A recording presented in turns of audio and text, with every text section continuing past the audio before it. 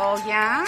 Yeah. Oh, you betcha, yeah. If it's made in Minnesota, who's making it and how? Yeah, you got that right. It's the Makers of Minnesota, focusing on the products and services uniquely made in Minnesota, and conversations with the makers, entrepreneurs, and innovators in Minnesota about how they conceived of their products and how they brought them to market. With Stephanie Hansen, it's the Makers of Minnesota. Hello and welcome to Makers of Minnesota. I'm Stephanie Hansen, and this is the show where we talk with the people in our town that are making things happen, the movers and the shakers. And if you like what you're hearing, make sure that you give us a rating either on iTunes or Podcast One or Stitcher, wherever it is that you're listening. That helps the podcast get out to more people. And you can always, of course, share our podcast on your Facebook or your Twitter account. Our handles on Twitter are at Makers of MN, on Instagram, Makers of MN, and also Facebook as well. I am here today with Jennifer Cermak from Nani Nalu. And Jennifer has recorded this with me once, which is sort of like everyone has their mistake that they make in business, right? My first mistake was I recorded a fabulous interview with Jennifer and I never hit record. So I'm sort of legend in the podcast world of Hubbard Broadcasting and Podcast One. That's not really a very professional way to get started, but Jennifer was lovely enough to come back. Hi, Jennifer. Aloha. Aloha. So you are one of the favorite people that I've interviewed so far, and I get the opportunity to do it again and kind of ask you a little deja vu. Yeah, questions that I wanted to ask before and maybe thought of after the fact. So what I love about you is you are a proprietor of a store, and the store is called Nani Nalu. And you are at, what's your exact address? It's like 52nd and France? We're on 50th and France. We're right across the street from Anthropology. Okay. And this is a swimsuit store. And I have to tell you, when we talked before, I was telling you about being with my sister, who's kind of, let's just say, frugal. We won't call her cheap, we'll call her frugal. And she came to me after having a couple babies, and she was going on a business trip with her husband, and they were going to be with some other folks from their company. And she was like, what am I going to do about a bathing suit? Where do I go? And I said, you have to go to Nani Nalu. And she had the most incredible experience. But what's funny about her experience is it's one that you've replicated over and over. Right.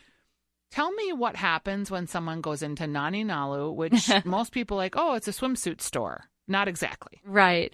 So we're more known for our service than we are. I mean, we have exceptional products, but it's really about the people and the service that we have in our store. So whether you book an appointment online or you just choose to wander in off the streets, or your best friend tells you to come in and ask for some help, you're going to get treated the same way. We want to actually help you find a swimsuit that you want to wear, not settle on, but want to wear. And what's more than service, because I think when you talk about customer service, people are like, oh, they're really nice to you. No, you literally... You go into a dressing room, you talk about, someone looks at your body shape. We get your bra size, your pant size, how tall you are, what's your torso height, do you have kids under 5, where are you going, who are you going with, what do you like to do? And then we actually pull the options for you. So you try on almost like a curated selection that's fit to your needs. And then you show us the suits on, and we walk through what you like, what you don't like, what we like on you, and what we do not think you should be wearing in public. And we're honest, and we'll help you through that. And you're very candid. Like when I was in the store, I had on a bathing suit that I just was like, oh, this isn't it. And the gal that was working with me, she said, no, you have to come out of the dressing room and you have to show me, because whether we like this one or not, it'll help inform the next one we put on you. Right. Because it's a visual piece, we need to see the nose almost more than we need to see the yeses, because the no's help us learn how we can do better. If we don't see what you're not liking or what's not working on your body shape, we might just keep driving you the same things. Right. And so being able to visually have those cues and kind of walk through that experience with the customer really helps. Plus, sometimes people come out and the suit's like halfway on too, like they didn't retie it, and so their boobs are hanging down to like the hip, instead of getting tied up properly because they didn't realize there was adjustable straps. Right. Yeah. Now, when you make an appointment to go into Naninella, you make an appointment online. You did just mention that people can walk in. That's kind of harder to do, though, isn't it? Because you need the time. It depends on the season. And yes, people do need to give us time. We're about 50-50 appointments, 50% walk-ins. Okay. So the biggest thing is if you do decide to walk in, give yourself at least an hour. On average, people do spend an hour and a half with us. So it's a lengthy process, but it's a process most people do once every 3 years, not, every 3 months sort of thing. So it's an investment. And my sister said, too, she was like, well, the suit was more than I would have wanted to spend because normally she'd buy a suit at Target or something like that. But she said, I know I'll have this suit for at least 2 to 4 years. It's fashionable. It's cute. The suit you picked for her, too, because I just saw her again this weekend. She got 2 suits from you. Was like a suit she would have never picked in a million years, and it looked great. It was a 2-piece. It had like crocheted cutouts kind of on the hip, which felt sort of risque, but there was full coverage. I mean, it actually came up kind of high on her belly in comparison to some of the other suits. But because of the cutouts on the side, it was real sexy looking. Right. But, she's got kids. We were on a jet ski. We were playing with her kids. She wasn't falling out. It was a great suit.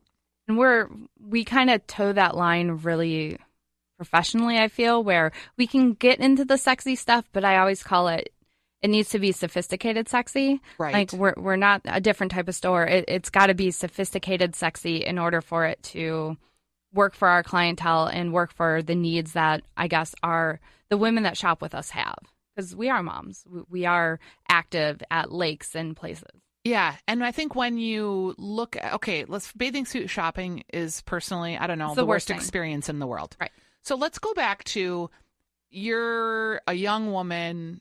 You weren't very old when you opened the store. I was a baby. How old were you? I was like 22. Okay, so how is it that you are laying in bed one night, you're a 22-year-old woman, you have some work experience, but you're like, I need to open my own business. I need to open my own store in swimwear, of all things, in the state of Minnesota. Well, I had just moved back to Minnesota after getting married, and I was having like this problem with authority in corporate worlds where I had the experience to be a regional or like a district manager of stores and multi-unit sort of type of job. Because you were working retail? Yeah, and I worked my way up, and I was fairly good at it. But I also didn't like someone telling me what to do. So it became kind of an issue where I was not enjoying the day-to-day, and I didn't want to be a store manager, but I also didn't do well with the corporate environment.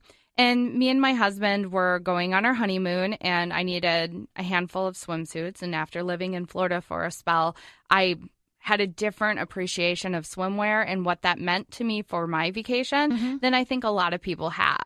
And so I tried to find this swimsuit at the Mall of America, and I went to every possible store that had swimwear there. And I ended up sitting in a department store fitting room in tears. And at the time, I was in my 20s, so I was, hot bod. Right. Yeah. I was like a size 2. I still had like massive, You're chest. a chesty gal. Yes, I'm blessed in that area. And so, like, the only thing I ended up finding was, like, a black bikini with, like, the hibiscus Hawaiian neon floral patterns that you see, like, your grandma wear. Right. And I had to buy a size 16 for my cup and a size, like, 2 for the pant. And so I was going to have to invest a lot of money in 2 suits just to get 1 suit because, they were sold as sets. Yeah. And I remember just sitting there being like, I'm cuter than this. Yeah. And I didn't want to do it. It was my honeymoon. So I had a diva moment, and I flew back to Florida, like the next plane out of Minneapolis, and went swimsuit shopping down there, came back, and went on my honeymoon with my husband. And he was like, okay, you look more confident than everybody else because everyone else has their hands on their bodies adjusting things. Yeah, or pulling down the romper. Tucking it back in, or it's too big, so they were constantly pulling it up. And he's like, is there a business here? And I was like, oh, God, yes, please. And so I had to write him, I think it was like a 26-page business plan and get his buy-in. Sure, because you're a couple idea. and whatever. Yeah. When you invest in a business, it's a family business. It's a family really. business. Yep. And so he looks at this business plan, and how old was he? Like, what kind of experience did he have that you were trusting him to be like, yeah, it's a go? He's 4 years older than me, so he wasn't that much older. He was 25 at the time. And he's kind of logical smart, Mhm. where I am like creative dreamer smart. Right. So we're actually a really good business team. Makes wonderful like family arguments, but we're Sure. a good business team Yeah. in the sense that we have opposing sides and we will argue our way to the middle. Okay. So you decide, hey, I'm going to start this out. How much money did it take you to start out? Like, did you have a nest egg? Luckily, he did. He had been saving up money since he was 18 to someday start his own business. Wow. So he gave you his startup seed money. Mhm. And then I worked for a year. And during that time where we were putting together what our business was going to be, all the money that I was making in my job went towards our future business. And how much do you think it cost you for the startup the first year? About 80,000. Yeah. Okay. Mhm. So you're really putting everything on the line as a young woman. Your husband is investing in you. You're investing in this family business. And I just find it so fascinating that you decided, I'm going to go and do this better than everybody else. You did a totally different business model. It wasn't just a retail store. It was appointment only. You were pretty aggressive. And I remember reading your website, like, you have to make an appointment. You have to do it our way. This is the way. And I was like, wow, look at this. And I did it that way. And I had such a good experience. We're sailors. We've sailed all over. And you're in a bathing suit literally 24/7 from the time you get up to the time you go to bed. And I've always felt very confident in my suits. So first year, like success? So first year we ended up breaking even. We had opened up at Ridgedale Center in Minnetonka, and we had a good first year for not doing much. We didn't really do any like paid advertising or Right. anything. We just kind of opened the doors and let it kind of happen. Can I ask you about that? Because a lot of businesses start out and they don't have a marketing plan because they don't have any more money. They've run out. Right. Was that the reason why you didn't do a lot, or were you more strategic about it? It was more we wanted to figure out who was going to walk in and how best to reach them, and we didn't know that until we Got were it. open. Okay. And so it was a little more strategic. We wanted to play it safe and make sure the money was there, and we're happy we did that because unfortunately Ridgedale had planned years before their big renovation with Nordstrom's to renovate with Nordstrom's over there. And a year into our lease, they decided not to renew it and force us to move after our build out and everything within Ridgedale. Is that common that you've only been there a year, you've invested money into your space. In that situation with retail, does the landlord of the mall have all the say? Yes and no. You can write in provisions of your lease as such as we have now learned. Yeah. But starting out, we had no help with that first lease. And what a I big will lesson. say it was a huge lesson because it did cost us a lot of money in regards to just moving the actual space.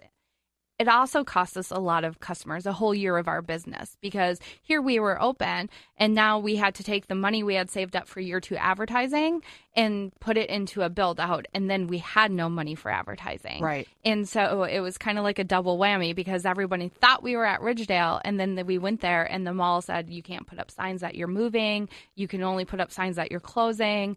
So we put up no signs hoping like they at least wouldn't think we closed, but then we weren't there and your guest services and stuff would say, no, they closed.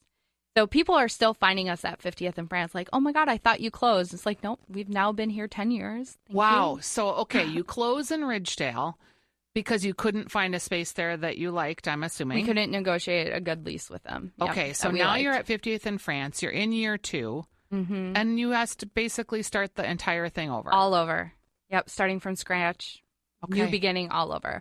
It was nice because we were able to reinvent what we didn't like about ourselves, and Sure. that was fantastic. So we kind of grew up from Ridgedale to more of a boutique store, which was a better environment for us, but it was hard because we lost money that year.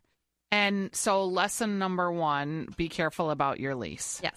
And there were things, do you think if you would have had like a better lawyer or someone that would have, like, how could that have been I prevented? think a lot of people don't trust their ability to possibly succeed. And looking back at why we didn't go after a longer term lease, it was really because it was an untested concept. You can write in provisions of renewals and things like that. We didn't know that back Sure. then. So we would always recommend someone else, like go in there with, if if you want a 1-year temp with an option for a 3-year renewal or something to at least get that 5-year term. And now at our point, we won't accept anything less than 15 years. Hey everybody, Jared Sebesta here. Check out my brand new podcast, 2 Week Notice, where we discuss the process of quitting your job and living a more fulfilling life. I want you living the dream. Find 2 Week Notice on my website, jaredsebesta.com, or subscribe on iTunes today. Okay, so now you're in year 2.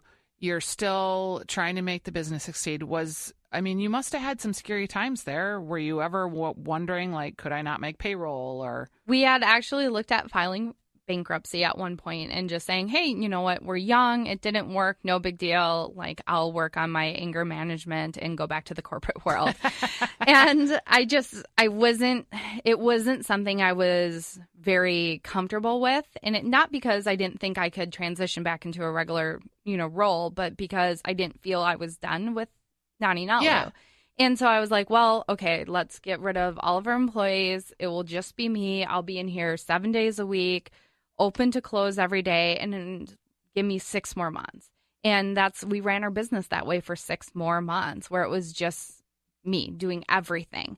And that's when we got noticed. And Sarah Glassman wrote about us in the newspaper. For the Star Tribune. And the next day, it broke down our website. Our phones had 60 messages. My poor husband had to listen to all the messages and create a spreadsheet so I could get back to people. And from that day forward, we've been growing double digits ever since. Wow, that's so amazing. And you're doing that for the 6 months and you're alone. And are you saying to yourself, I got this? Are you saying, holy crap, I'm going to fail? What was your internal monologue? It was more like, what do I need to do to get noticed? Because I believed in our concept and our the foundation of what Nani Nalu is. I believed that could help people and there was a place for it in the market.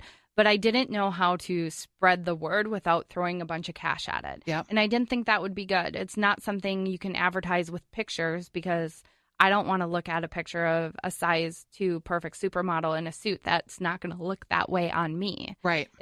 That's almost a disservice to what we actually do.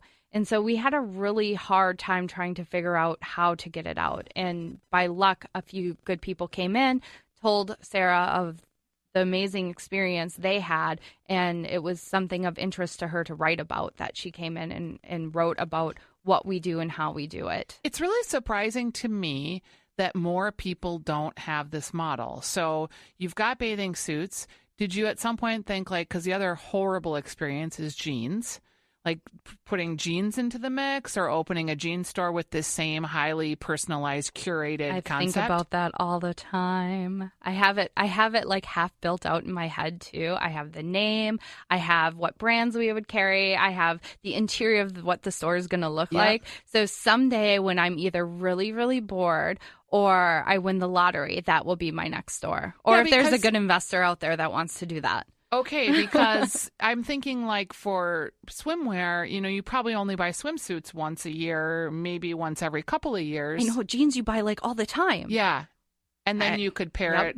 How about accessories? Are you doing the same kind of fitting with accessories like the cover-ups and... Yeah, we'll help style. It's almost like we're personal shoppers for you, but it's free. So you don't have to pay for us to come. You just come to our store and we're your personal shoppers within the store. But we do treat every customer like that. We'll wardrobe you as much as you let us. We'll play. It's fun for us.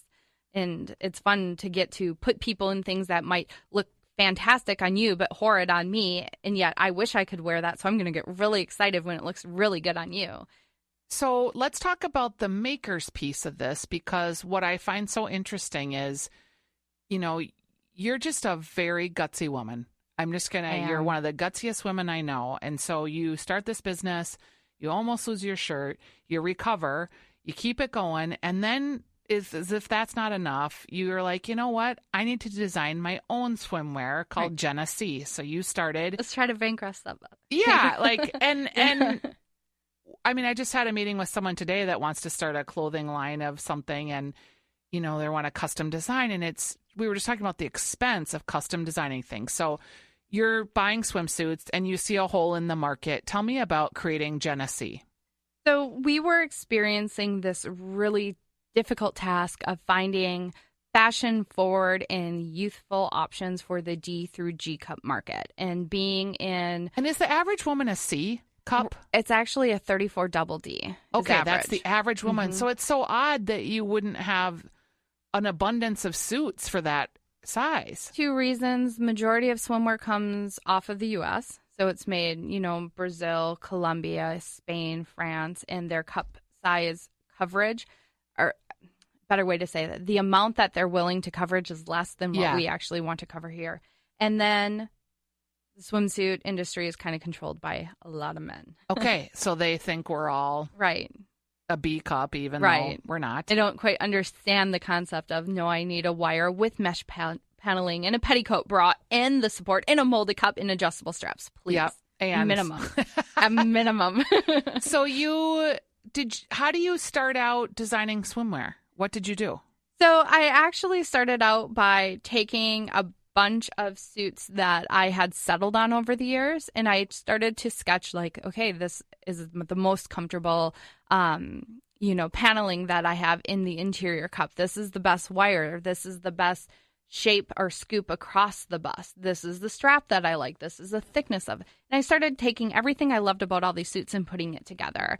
And then I took that CAD drawing and I sent it off and had a sample made, and we just started tweaking it and working on it. And we probably worked on it for about 2 years before I had a sample in my hands that I was like, okay, I would wear this. Personally. Did you teach yourself how to do CAD? Yeah, I Googled Illustrator and learned how to do Illustrator. Okay. Well, that's impressive.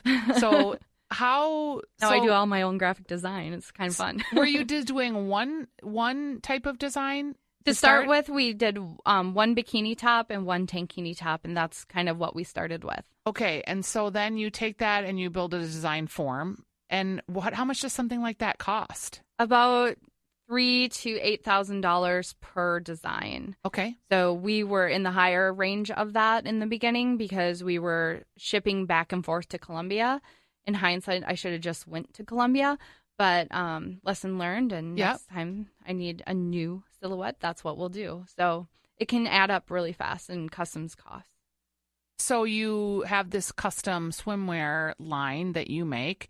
And then I'm assuming you have to source material. And did you go to China for manufacturing? How did all that work? So I had a blend of material that was very specific to what I wanted to find. And I hired, through my manufacturer, I hired a rep that they had to find me this specific blend. And I wouldn't settle on anything else. They tried to get me to settle on hundreds of different fabrics that would have been more cost productive and, probably easier to work with, but it wouldn't have had the shaping technology that I really wanted to have.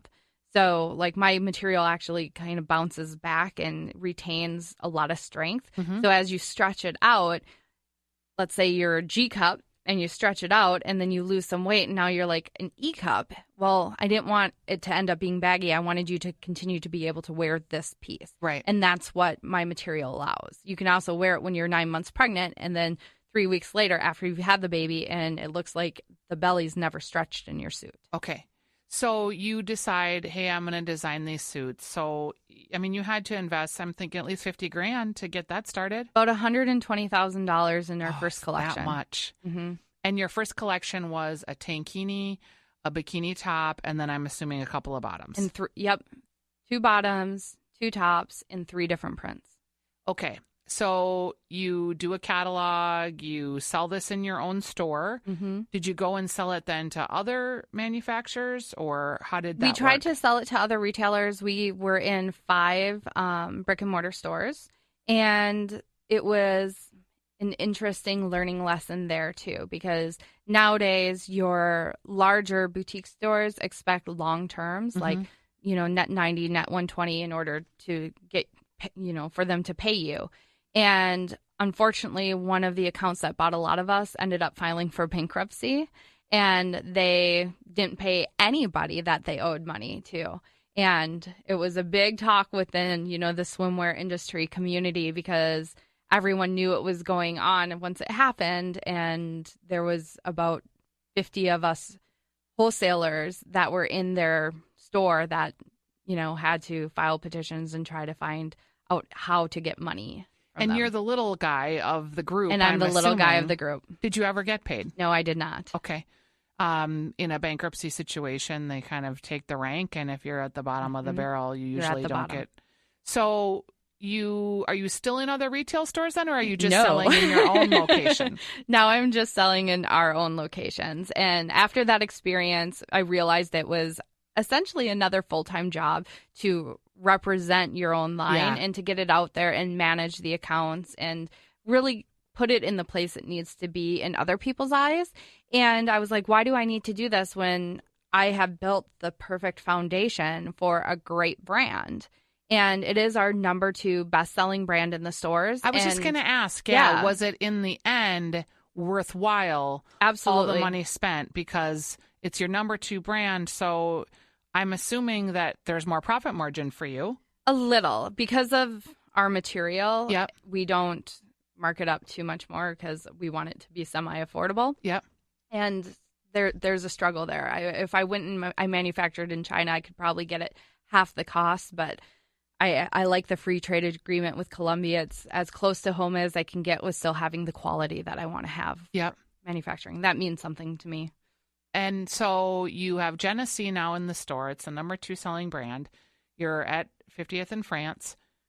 And I'm assuming, do you sell online too? We do not. Is there a reason why you didn't venture into the online world?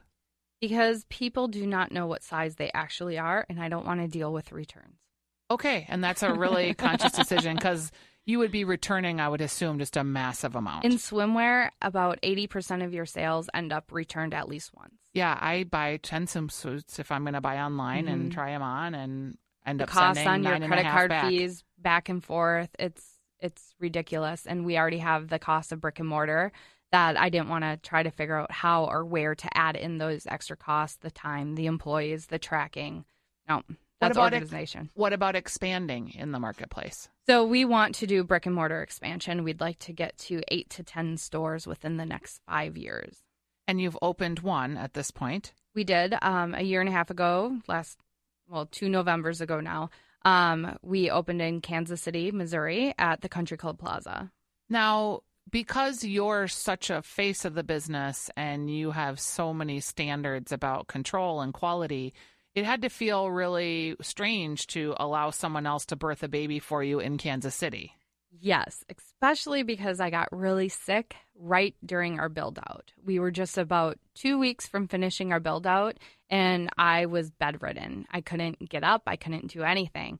And I came back home and still couldn't figure out what was wrong with me. And so the entire store opened without me. My poor manager had to step up and take charge and kind of hustle through it.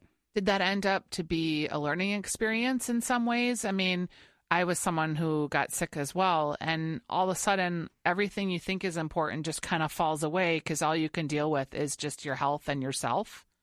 Yes and no. I learned that I need to work on my patience and kind of being able to take those moments and separate like the anxiety that I have, that's just part of who I am, from like the reality and the anxiety I really should be applying in the real life situation, not Jen's like made up dream world situation. So there was a little bit of learning there. It was a great learning lesson for my store manager at the time, and she's now my corporate manager and handles everything for me. And she got to kind of dig her feet in and realize what she liked doing. And now we've been able to cultivate that into a really good role that allows me not to work as much. And your plan is to open, 3 to 5 more stores here, or I guess it would be 3 to 10. Right. In the next 3 years? 3 to 5 years. Okay. Yep. Do you have like a training program? So many business owners have a hard time scaling up because they aren't able to document the magic that is them. Do you think about that, or we have how? A fully written training manual, operations manual, and onboarding manual for openings, as well as a grand opening manual for every detail of the store, where I buy it, how much I should pay for it, what I shouldn't pay for it, who to contact, who can install it, everything we've detailed. And you've put all that together. So did you ever think about like franchising or? Yes. Yeah, because it sounds like that's a franchise. We kind of did it that way just in case we wanted to franchise. We've been approached a lot about franchising, and we're still interested in pursuing that idea, but that's such a long process to franchise for the type of concept we are, that in the meantime, we're just going after opening our own. And I'll feel better about it if we do decide to franchise, because we'll already have the ground kind of built to stand on, instead of like, yeah, I did really well in this one shop. Good luck down there. Yeah. I didn't want to do that to someone. And the economies of scale, if you have 10 stores versus 1, is there more profit margin for you at the end of the day? Yes. And like franchise, maybe the franchise model is this curated custom fit package as much as it is the clothing. Does that make sense to you? Correct. It would be, and that was really hard to kind of figure out, like, if we were going to franchise, what would that structure look like? And it would be 2 parts. You would kind of buy this core package that, you know, here's everything for products that we would want each and every single store across the country to have. Yep. And here's, you know, everything for your service and your personnel that we would require you to have and train on. And then here's exactly what your store needs to look like and how it needs to operate. And from there, you can deviate a little bit, because the whole thing about franchising is someone wants to own something of their own, but you also can't let them put their own spin on something either. So it's really a tricky situation where we kind of said, in the meantime, we're going to open up our own stores. We're going to prove the success of this really, really well. And then we'll either have an investor that wants to open up 20 more stores on top of the 10 we already have, or we'll have, you know, a great base for franchising. How did you know you'd made it?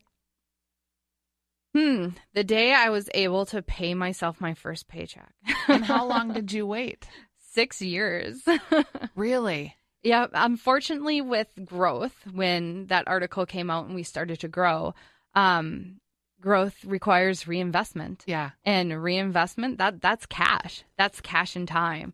And the more you grow, the more money you need in order to support the growth. And it becomes a really tricky game, because we grew so fast that all of a sudden we went from spending, you know, $1,000 with a vendor to spending like $15,000 with a vendor to spending $150,000 with a vendor. And some of our product has to be paid up front. Some of our products on terms. Some of our, you know, it's all different. And we had to have the cash in order to manage all that. And that was difficult. Then we had to move to a bigger space to accommodate the traffic we were having. That cost a lot of money. So can you remember exactly the day that you cashed your first check? Yes, I bought like a $80 bottle of wine, and I went home and I drank the whole thing. My husband was like, "What's wrong with you?" And I was like, "I'm happy right now. Go away." How much did you pay yourself your first check? That was really sad. I paid myself $2,000. It's not sad. I think it's real. That's why I asked the question, because, you know, people, I think, have this perception of like, oh, you own your own business. Yeah, you make so much money, or you're so in control of your own schedule, your own life. In some ways, I never worked harder than when I worked for myself. Correct. I feel the same way. I still drive like a Highlander. Yep. You know, I'm not in the Porsche world yet. Yep. And we manage the luxuries that we do get to have with, you know, I was able to spend all morning home this afternoon playing Frozen with my 2 daughters, and, you know, kind of taking my time. Yeah, because you had 2 kids all the way along this journey as well. Right. So that's where I think the payment really comes in for me, is having that flexibility a little bit more. I will say that. But I'm also on call. I travel a lot for the stores. I travel a lot for scouting now.